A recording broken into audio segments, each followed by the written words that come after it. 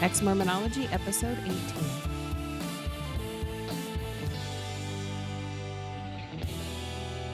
Hey everyone, today is Easter Sunday. I'm Amy Logan with amyloganlife.com, and I'm coming at you today. I had all the feelings today, and I know it's Easter Sunday, and I am not a believer. I don't celebrate Easter. But as I'm preparing for our family dinner with the three of us that are quarantined together, I was cutting my potatoes and I had some thoughts. And so here I am sharing them with you as my funeral potatoes are in the oven getting ready for our dinner here in about an hour or so. I just wanted to kind of talk to you from a very vulnerable place because I can imagine that you may be experiencing some of what I'm experiencing. So if my voice seems a little shaky, that's because I've been a little teary today. And, I just thought this is the part of being human that even I, who am, I don't know, I lose track of time, whatever, how many years it is from 2006, post faith crisis. And my leaving the church, this is what I mean about how this will be with you for the rest of your life. So as I've been on social media today and seeing, family and friends post their Easter celebrations, my kind of reflection today or contemplation or emotional, the emotional feelings that were rising was when I was listening to Andrea Bocelli. I hope I said his name right. He sang in a Duomo in Italy, in Milan, alone with an organist, and I assume the video person. And I was just really brought to tears. First of all, it's very moving. His voice is amazing, and he evokes that. And so even coming from a non-believer point of view, just to hear the beauty of his voice and to see him singing in a church by himself, it just brought up a lot for me. And I just assume that this is part of your journey too. And so even most days and most years now, I kind of have my shit together emotionally about the church. I couldn't help but be very moved today. And part of it is probably what we're going through. And my kids are in Utah and far away from me. And I just had all the feelings come. And part of that was from remembering what it was like to fully believe and to find comfort in the words and the music of, the people at church and the people who sing and teach us and all of that kind of thing. I've never been a singer, so I'm not going to start singing anytime soon. Music is very powerful. And even when you can't understand the words, it's still very moving.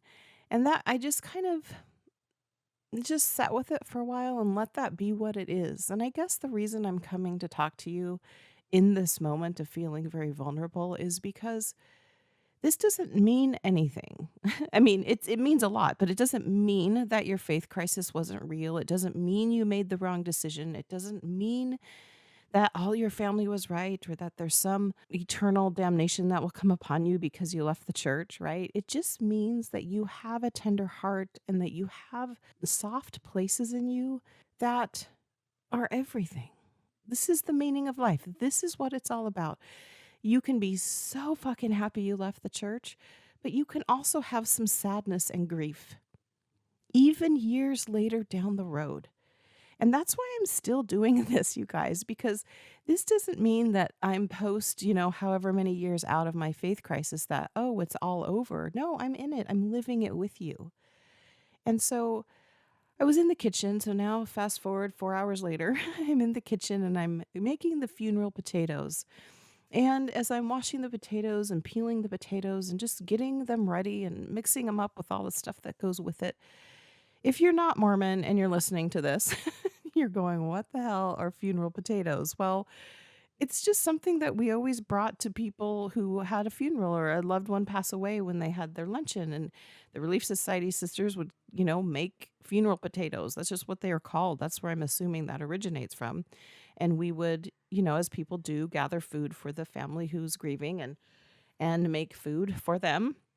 In Mormonism, we've just called them funeral potatoes. So I think we'll probably be renaming them. But this is the point is that I was doing that and I was thinking of all of my Mormon ways, right?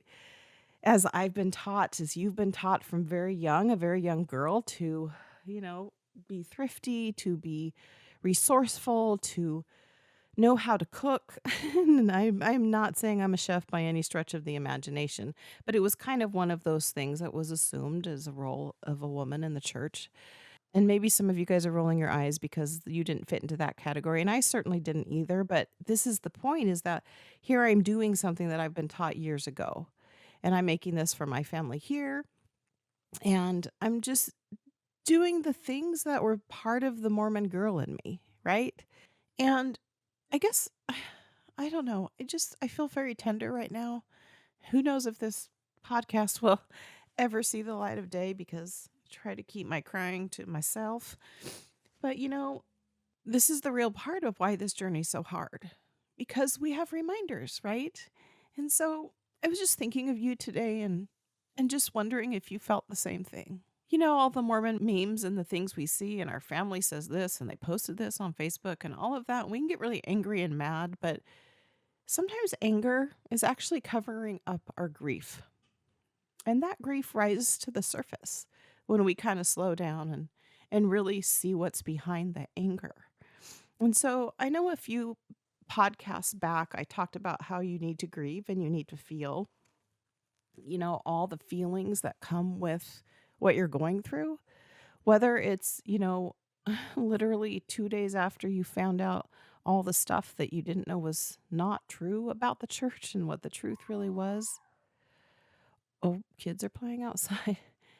Or if it's, 10 plus years down the road when it just kind of hits you like, wow, that was part of my life. And at one point in my life, that meant a lot to me. And now here I am, so many years away. And sometimes the moments just come. And so I guess the point of all this, like, I literally stopped what I was doing so I could come and talk to you guys. The point is to be with those feelings and don't get mad that you're feeling them. It's okay to enjoy a peaceful song of a memory you had. It's okay if something evokes that feeling in you, because you're human and that's a beautiful thing. Sadness is part of all of this. And I think when we think that we have to just stay mad and make fun and poke fingers or just turn our head and look away and ignore it, I think you're missing part of the beautiful side, right? Grieving is actually a beautiful process. It means that whatever we lost, whether it's a loved one or your faith in the Mormon church or, a relationship that you once loved, your ability to grieve and just incorporate that grief into your life and to feel all the feelings that come when you're grieving or sad, it's beautiful. And I think we think, I don't want to feel that. I don't want to feel that. I've got to stuff it down. Well, that grief and sadness, it will wait for you and it will just come like with me today. It just came. My thoughts kind of then went and gathered all the things, how our brains are really good at just going back and gathering all the memories of past family dinners when you were just a fully believing member and you believed it all. And there are just times when the sadness will come. And that's the whole point. I teach you how to process pain and how to process it, but some days you just need to feel it. There's nothing to process. There's nothing that you're doing wrong. It doesn't mean that all your life choices up to this point about leaving the church are wrong. It just means that you are an amazing human being. And feeling the feelings of grief and sadness, I think, make you even more amazing. And to, piggyback on what I was talking about last week, why what Uchtdorf had to say is just fucking bullshit is because of this. We didn't just storm off like an unruly, headstrong child because we didn't like something.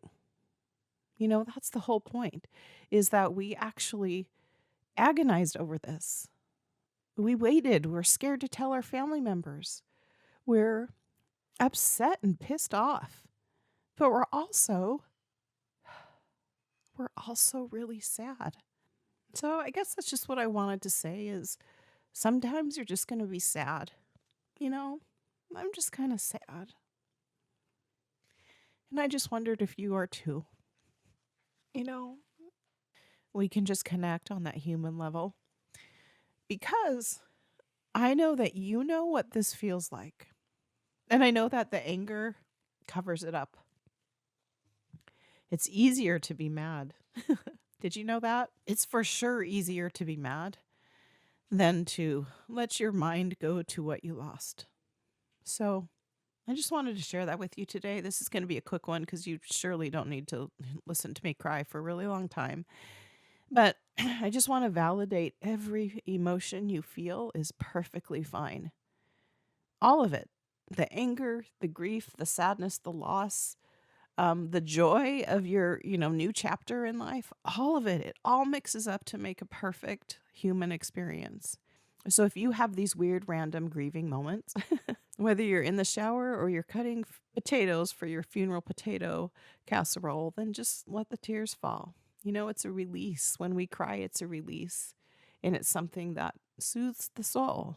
When you're done with a good cry, you just feel better. If you didn't listen to Andrea Bocelli's beautiful experience in the Duomo in Milan, Google or YouTube it. It's quite beautiful. The other thing that really moved me to tears, and I was kind of surprised at this, is this girl in her neighborhood. Her mom helped her set up. I'd say she's 14, 15, maybe right around there. Since we're all staying home, they set up speakers outside and she sang this beautiful song. They added lyrics, so it was very Christian. I can't remember the song, but it's floating around Facebook. If you have any Christian friends, I'm sure they've shared it. And it was just a beautiful rendition. Of course, it was all about Jesus, but what I did was I listened to it and it brought tears to my eyes because it was like a memory of a longing of what it was like when I believed that and how it was beautiful. That the thoughts and the feelings and the way I was raised, there's a beauty to that story. And that's how I look at it now. Jesus' story, it's a story. It's like it's like any other type of mythical belief, or I'm sure many of you may have just turned off your podcast, but that's how I frame it now. That's how I see it. It's a belief structure that many people cling to, and to have a belief that someone was born and sacrificed to pay for all of your sins, that could feel really good. And I was just remembering of when I believed all that, but it also did something in me that strengthened me, that let me know that even though I don't believe in that anymore, I can find beauty in the story. It's a beautiful story. That's what I got for you guys today. Just feel it when it comes up. Let it be a part of you. Don't push it away. There's beauty in the sadness of it all. And I think you're actually an amazing soul who's been through this. And that's why I keep doing what I do, because I do know how hard it is. And I do know that you didn't just pack up and head out like a kid throwing a tantrum. This was something that once meant a lot to you, and you may have lost everything because of it. I lost a lot because of it as well. And that's part of my story now. So that's what I got for you right now. I hope you're doing okay. I hope that if you do believe in Easter and you are a believer in Jesus Christ, that you do find peace and solace there. And please know that my disbelief in that does not make any judgment I have of you less if you do believe in that. All right? We cling to what resonates with us and what we feel to be true. And so I love you no matter where you are on the spectrum of belief, belief or disbelief, or trying to figure it out, or you have no clue what you believe. All of that's perfect. And you're all welcome to come sit by me anytime. All right, you guys, I love you bunches. And that's it for today.